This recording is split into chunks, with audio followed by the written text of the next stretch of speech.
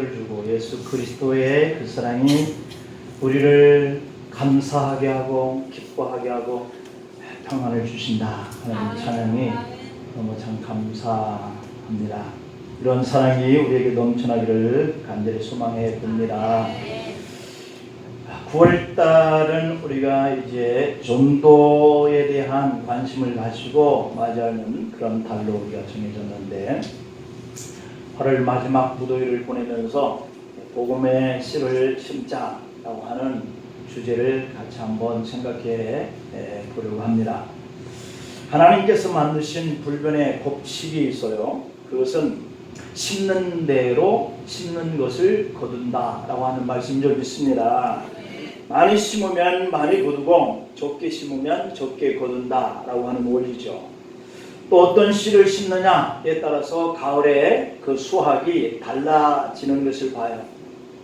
인생도 마찬가지라고 봐서 우리가 어떤 씨를 심느냐에 따라서 인생의 가을도 이렇게 달라지고 인생의 결과도 달라지는 걸 봐요.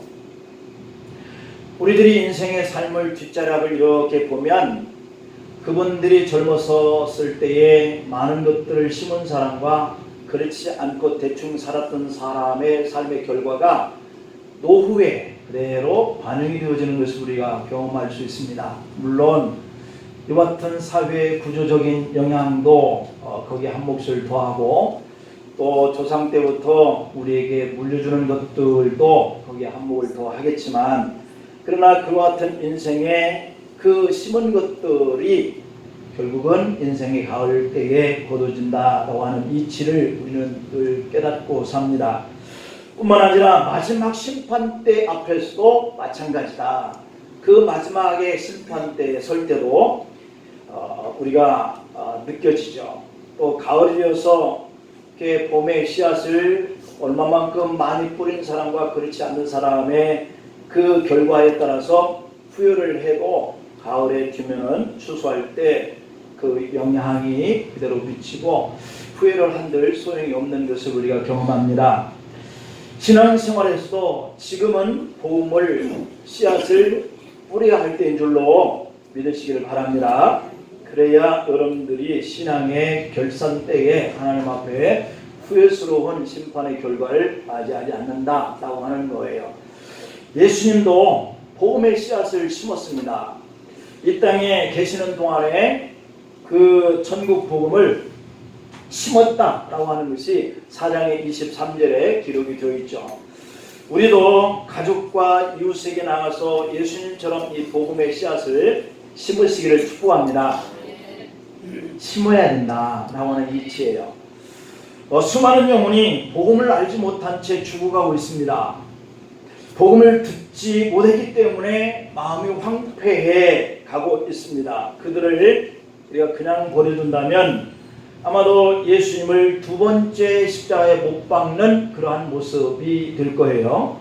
예수님은 지금도 황폐한 세상을 보고 마태복음 9장의 36절에 보면 세상을 바라보고 아파하시는 내용이 기록되어 있어요. 우리가 나가서 생명의 복음을 심기를 그만큼 간절하게 원하신다라고 하는 것을 반영하고 있는 거죠.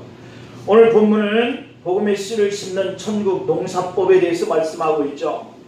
주님께서 상받는 농부, 상받는 복음의 농부가 되기를 원하고 계신다라고 하는 말씀이거든요. 그렇다면 이 생명의 복음의 씨앗은 어떻게 심어야 하느냐라고 하는 것에 대해서 우리가 몇 가지 살펴볼 수 있는데요. 하나는 밭을 갈아야 한다라고 하는 거예요. 농부도 씨를 심기 위해서 밭을 가는 것이 첫 번째 단계인 것처럼 복음에도 마치 이와 같이 밭을 가는 농부의 그 모습이 필요하다. 오늘 본문 속에 보면 예수님은 4가지 종류의 밭을 설명하고 있어요. 그 중에서 열매 맺는 밭이 어느 밭인가요? 어느 밭이라고 그랬어요? 옥토다. 그렇죠? 옥토와 같은 밭이다. 농사를 짓는 분들은 되게 잘 압니다. 어떻게 쓰든지 이 씨를 뿌려서 결실을 잘하고 추수를 많이 얻게 하기 위해서는 밭을 그냥 단지 갈고 씨만 뿌리지는 않아요. 밭을 가르는 곳에 씨를 뿌려본들 깊은 곳이 떨어지고 언덕 위에 흙이 맨 위에 이렇게 되어 있으면 그 씨앗들이 맨 위에 있는 것은 타서 죽겠죠. 너무 깊은 골에 떨어지는 씨앗은 날려면 너무 시간이 많이 걸리겠죠. 그렇기 때문에 밭을 갈아놓으면 다시 그것을 잘 고릅니다. 고랑도 내고 분독도 만들고, 그리고 그렇게만 하는 것이 아니라 비료도 주고 거름도 주고, 그렇게 하는 이유가 다 추수할 때 많은 것을 얻게 하기 위한 그러한 생각인 거죠. 여러분, 좋은 열매를 거두려면 그 씨앗을 반드시 옥토에 뿌려야 할 줄로 압니다. 길가나 가시밭이나 돌짝에 심어봐야 헛수고라는 얘기죠. 전도가 어려운 이유는 이런 세 가지 밭에 씨를 심기 때문에 전도가 어렵다라고 우리가 그렇게 기억을 하고 있습니다. 우리가 전도의 신령 속에 이 복음의 씨를 심으려고 하면은 그 일이 헛되지 않도록 뿌려야 한다는 거죠. 그러기 위해서는 그 밭부터 심령부터 갈아야 하는 거예요. 사실 우리가 살고 있는 주변의 밭이 얼마나 황폐한지 모릅니다. 다시 말하면 우리 사람들의 심령의 밭이 이미 황폐화되어 있다라고 하는 거죠. 그런 사람에게 가서 예수 믿자라고 얘기하면 그 밭에 씨앗이 심겨지지를 않아요. 그래서 요즘에는 매스컴에서도 성직자로부터 교우들과 우리 믿는 사람들이 얼마나 세상 앞에 이렇게 잘못된 모습을 비춰주고 있는지 그대로 그들의 심령밭이 우리를 향해서 저항합니다. 그렇기 때문에 이 밭이 이렇게 황폐화가 되어버렸어요. 그 황폐화는 우리 스스로가 만든 그러한 황폐화된 심령의 밭이다 라고 말할 수 있기 때문에 우리들의 모습이 참 부끄럽습니다. 복음을 거부하는 세상 학문의 밭이 있고요, 복음을 왜곡하는 세상의 문화의 밭이 있고요, 복음을 핍박하는 세상의 종교와 관습의 밭이 있고요, 복음을 듣지 않는 어둠의 밭이 형성되어 있다 이 말이에요. 이런 밭은 척박한 밭이기 때문에 내 힘으로 기경을 할 수가 없어요. 그래서 성령님을 의지하고 기도해야 할 줄 믿습니다. 예수님의 그 기도는 아주 습관적으로 올라가서 하시는 그 산이 있었어요. 그 기도는 산을 옮길 만한 능력이 나온다 라고 이렇게 말씀까지 하셨는데, 마태복음 21장에 22절 23절에 보면 내가 진실로 너에게 이르노니 만일 너희가 믿음이 있고 의심치 아니하면 이 무화과 나무에게 쓰된 이런 일을 할 뿐만 아니라 이 산도로 들려 바다에 던지고 하여도 될 것이요 너희가 기도할 때 무엇이든지 믿고 구하는 것은 다 받으리라 하시니라. 아멘. 믿고 기도하는 것, 마음에 의심하고 기도하는 것의 결과는 너무 많은 차이가 있다. 너희가 기도할 때 무엇이든지 믿고 구하는 것은 다 받으리라. 할렐루야. 아멘. 그러므로 우리가 기도하면 돌짝밭이 옥토가 되기도 하고 굳게 닫힌 사람들의 황폐한 마음의 문이 열리기도 된다는 거예요. 그래서 전도할 대상을 위해서 기도하는 것, 이게 필요하다. 출애굽기 17장의 11절에 보면 기도로 무장하면 전도는 의로 쉽게 되어지는 것을 기록하고 있어요. 기도하면 하나님이 전도를 방해하는 세력을 물리쳐 주시기 때문인 줄 압니다. 마음을 열어주시는 역사가 일어나기도 합니다. 그래서 우리가 그 밭을 우리가 가는 것, 여기서부터 전도의 씨앗을 심는 첫 번째 단계이기 때문에 그 전도의 대상을 향해서 우리가 기도하는 것, 이것이 바로 밭을, 그 황폐된 마음을 가는 것이 기도로부터 첫 번째 단계고요. 그 다음에 두 번째로는 땀을 흘려야 한다라고 하는 말씀이에요. 전도하기 위해서 기도 밭을 갈았으면 찾아가는 수고에 땀을 필요로 합니다. 우리가 농사 짓는 사람도 밭을 갈고 씨를 뿌린 후에 가을까지 기다리고 밭을 가보지 않는 농부는 전혀 없어요. 그 중에 풀이 난 것들과 또는 병충해 있는 것들을 방지하기 위해서 부단히도 밭을 오갑니다. 그렇기 때문에 우리 믿음의 사람들도 황폐된 믿음의 영혼들을 위해서 기도하고 전도를 해야 되겠다는 마음이 있으면 그를 향해서 기도만 하고 있어서는 안 된다는 거죠. 찾아가야 한다라고 하는 거거든요. 전도하기 위해서 찾아가서 관계를 맺는 일부터 두 번째 일이 시작되는 거죠. 땀 흘리는 사람과는 누구도 관계를 맺을 수 있습니다. 사람들이 전도지를 보고 교회 나오는 경우는 거의 없다라고 말을 해도 과언이 아니에요. 무조건 대상을 찾아가서 복음을 전하는 땀 흘림이 필요하다는 거죠. 이렇게 전도자와 전도 대상 간의 마음의 신뢰가 쌓여져 가면서 마음의 문을 열게 된다는 겁니다. 요한복음 4장 25절 26절에 보면 자연스럽게 대화가 이루어지는 이런 관계가 이루어지자 그에게 복음이 들어가요. 사람과 사람과의 관계 형성을 위해서 땀을 흘리시기를 축복합니다. 더 친절하게, 더 예의 바르게, 더 겸손하게 그 관계를 우리가 터가야 한다는 거죠. 예수님은 하늘 보좌를 버리시고 이 땅에 오셨다라고 성경에 기록하고 있거든요. 그러니까 모든 영광, 그 높은 보좌, 이것을 내려놓고 이 땅에 사람들을 구원하기 위해서 오셨다라고 하는 거거든요. 이게 참 힘든 일이에요. 왜냐하면 그분은 하나님이셨기 때문에 사람과 같은 형체를 입고 이 땅에 사람들을 전도하기 위해서 내려오신다고 하는 것은 우리가 이웃들과 내 가족들에게 마음을 열고 그를 위해서 기도하고 그를 전도하기 위해서 만나는 땀을 흘리는 이 일은 아무것도 아니다 라고 하는 생각이 들어요. 예수님은 하늘 보좌까지 버리고 이 땅에 오셔서 우리를 구원하신 거잖아요. 그리고 그분은 죽으시면서까지 우리를 전도했으니까 그분에 비하면 우리는 수고의 땀은 그저 기본적인 것에 불과하다라고 볼 수 있죠. 우리도 한 영혼을 구하는 일에 이렇게 시간의 11조를 드리기를 축복합니다.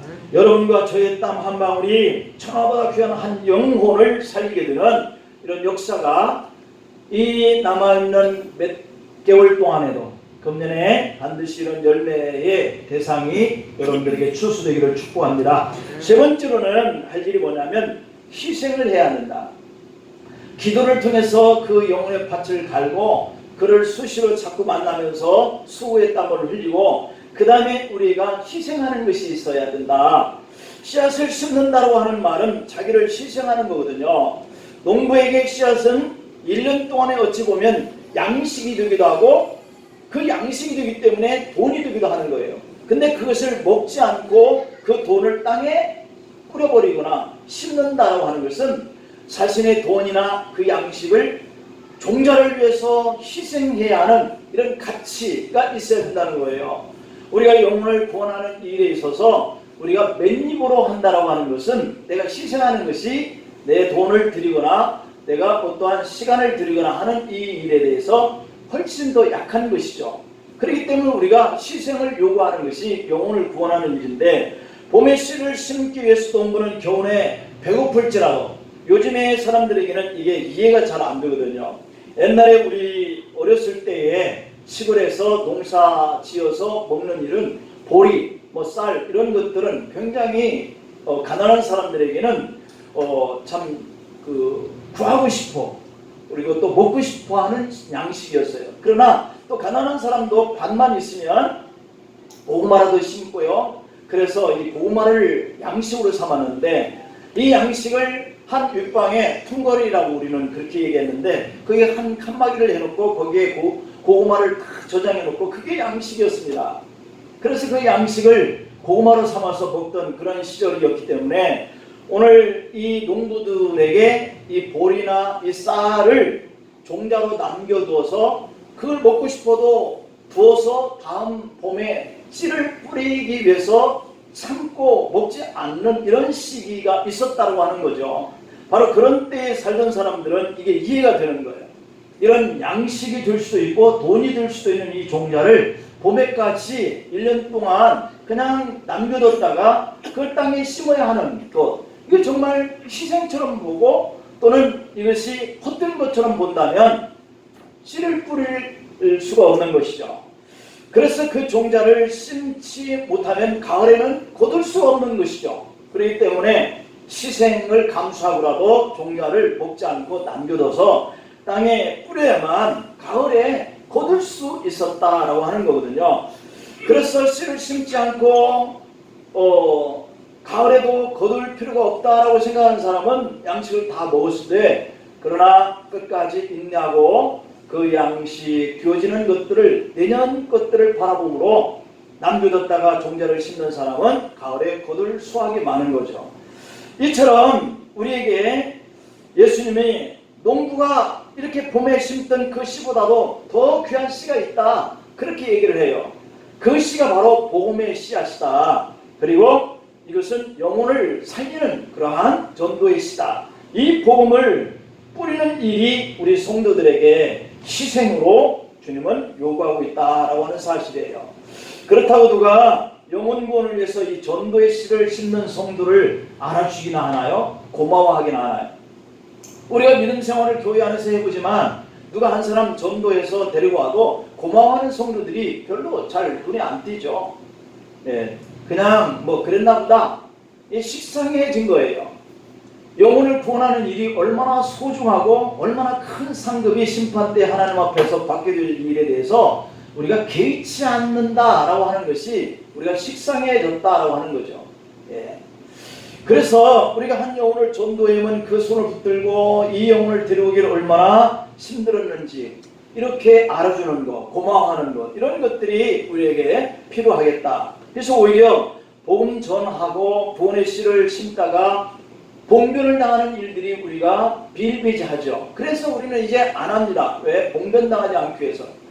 하루 종일 돌아다녀서 몸과 마음이 피곤합니다. 더 이상 피곤하고 싶지 않아서 전도하지 않습니다. 자, 그럼에도 불구하고 우리가 오늘 주님이 말씀하시는 이 세 번째의 영혼 구원하는 일은 우리가 희생해야 된다는 거예요. 그 말은 몸과 마음이 피곤해져라.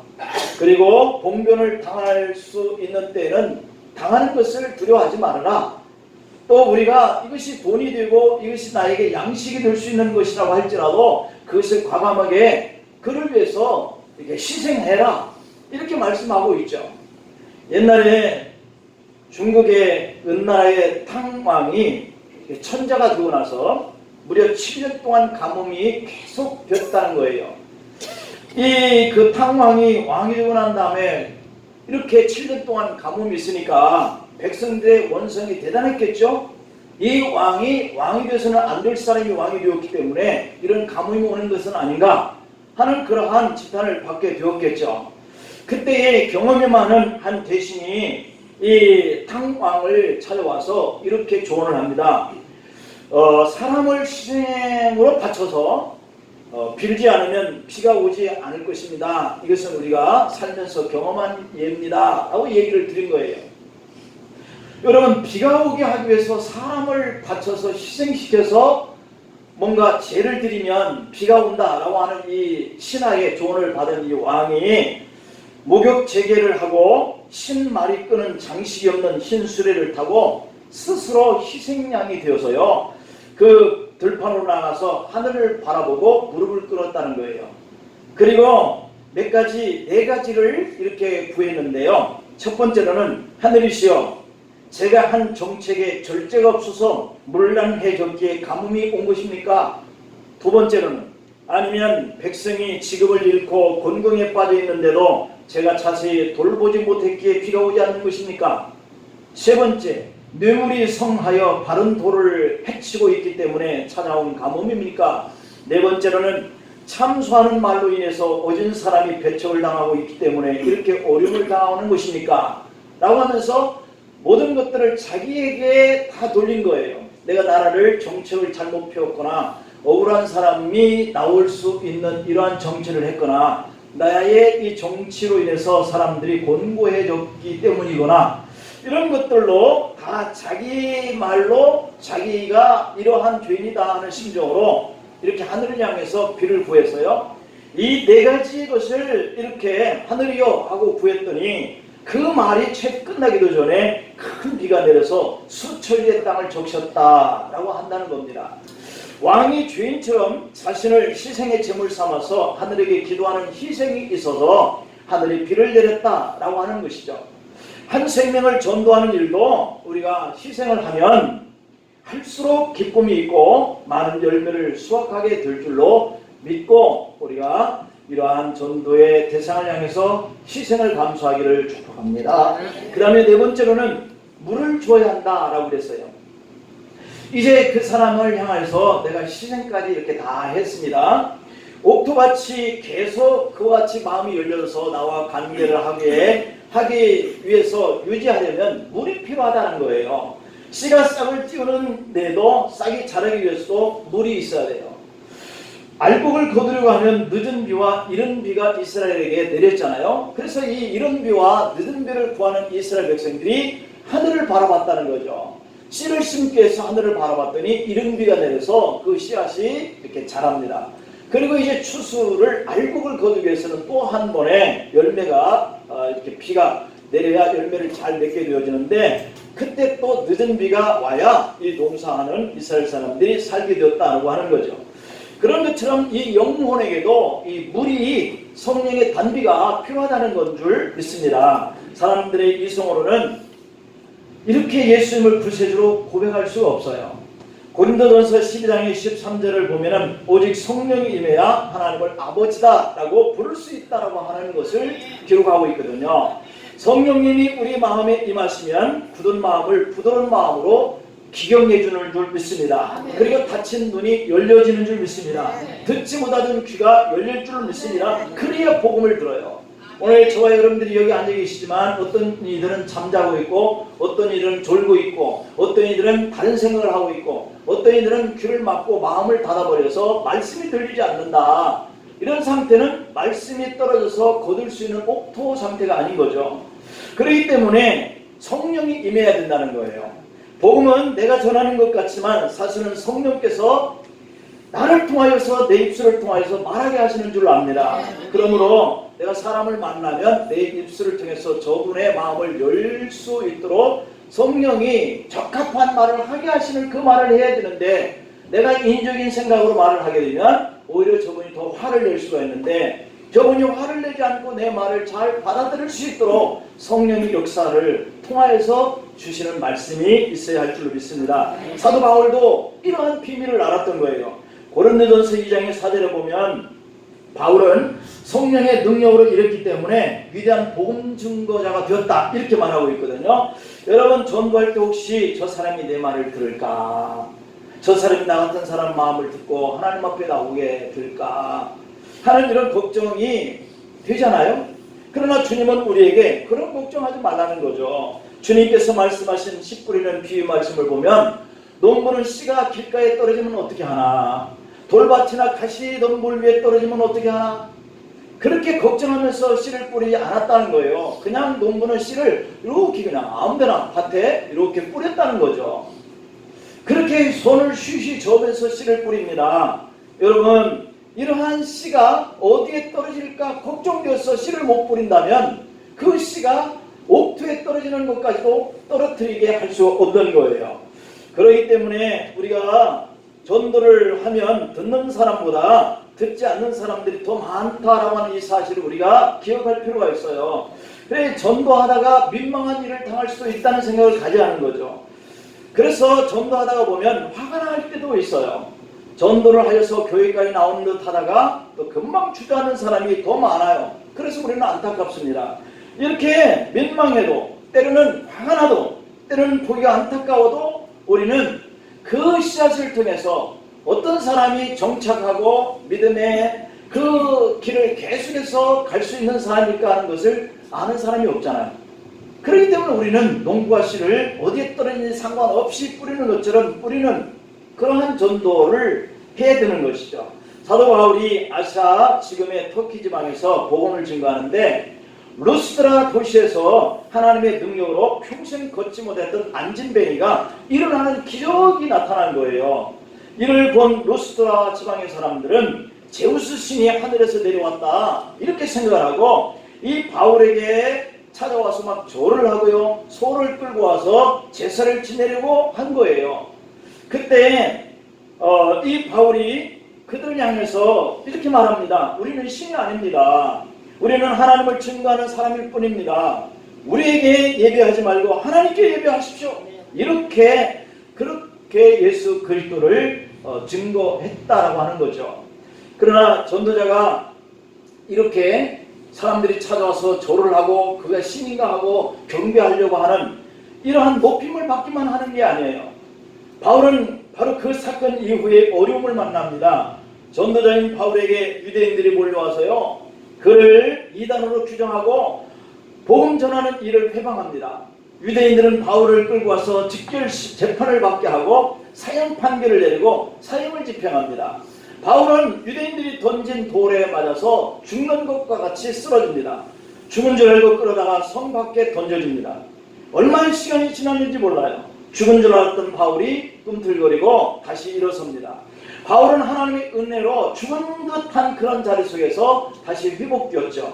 먼지를 털고 일어나서 다시 전도하러 더베로 가는 바울의 모습을 봅니다. 어떤 때는 전도하면 정말 그 사람들이 나를 높여주고 나를 인정해주고 고마워하고 하는 사람도 있는데, 어떤 때는 이렇게 돌 들어서 던져서 우리에게 해코지 하는 사람도 만날 수 있는 것이 바로 이 전도다라고 하는 것이죠.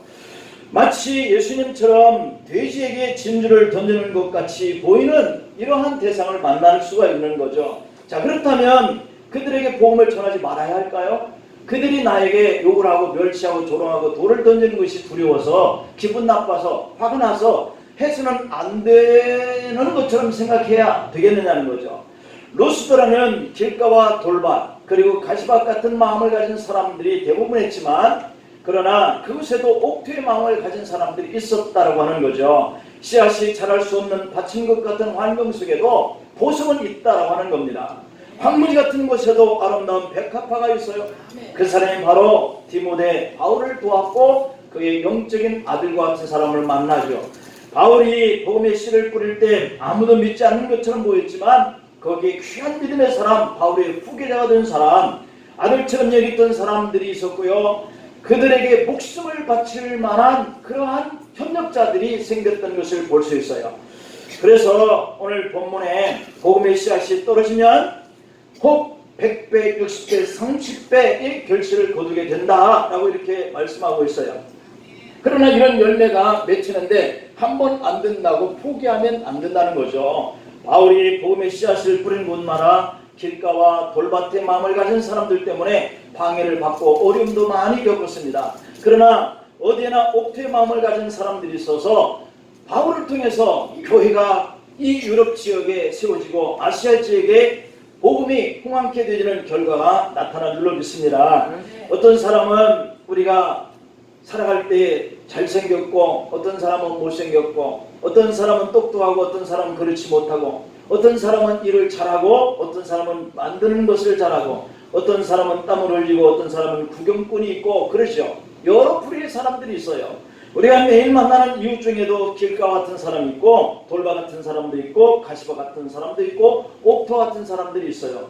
우리의 눈은 그 사람들을 구별하기가 힘들어요. 어려워요. 할 수 없어요. 부정확합니다. 우리가 보는 눈은 저 사람 옥토밭 같아도 돌밭이나 길가 같은 사람일 수도 있고, 우리가 가시바 같은 사람처럼 생각돼도 그 사람이 옥토 같은 사람이 있다. 그러므로 우리가 해야 할 일은 무조건 복음의 씨앗을 뿌리는 일만 하면 우리 하나님이 준 일은 감당해 주실 줄로 믿습니다. 자, 그러면 이렇게 복음 전도하는 일을 하는 사람들에게 오늘 무엇이 주어지느냐라고 하는 거죠. 상이 주어진다는 거예요. 복음의 씨를 심을 때 우리가 할 일은 네 가지입니다. 기도하면서 또 대상을 만나기 위해서 땀을 흘리고, 그때마다 당할 수 있는 아픔을 시정하면 성령께서 복음의 열매를 맺게 하신다라고 말씀하셨어요. 여러분, 신앙은 구원받는 신앙과 상받는 신앙 두 가지로 분류를 하고 있습니다. 구원받는 신앙은 우리가 예수 믿기만 하면 구원받는 신앙이고, 상받는 신앙은 이렇게 복음의 씨앗을 뿌리고 심은 것을 거두게 하시는 상받는 신앙의 자리가 있는 줄 믿습니다. 하나를 심었는데 30배, 60배, 100배의 열매를 거두게 한다라고 말씀합니다. 오늘 한 사람을 통하여서 30명이 또는 60명이 100명이 구원을 얻는다라고 하는 그러한 구원의 은혜인 거죠. 자, 그런데 이보다 더 큰 상이 복음의 능력을 누리는 상이에요. 전도 현장에 나가면 사단이 쫓겨나가는 역사를 경험합니다. 병자가 치료받는 기독도 하나님이 체험케 합니다. 교회 간다고 핍박하는 사람이 어느 날 통곡하며 회개하며 예수님을 찾게 되는 역사도 일어나게 합니다. 아무리 좋은 씨도 손에 들고만 있는 씨는 무가치한 거죠.